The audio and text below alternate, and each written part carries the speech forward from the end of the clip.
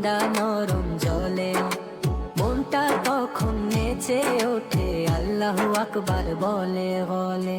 যাই নামাজে দাঁড়িয়ে যখন ডাকি প্রভুর নাম, সব দুঃখ ক্লান্তি দূরে সরে পাই যে শান্তি আর আরাম। রুকু করি সিজদা করি ঝুঁকি প্রভুর পায়ে, নামাজ পড়লে খুলে যাবে জান্নাতের সেই দ্বারে।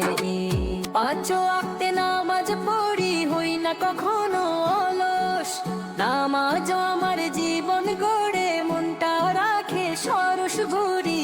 নামাজ হলো চাবি কাঠি সুখের স্বর্গপুরী, সবাই মিলে চলো নামাজে পাই শান্তি অস্থির মনের।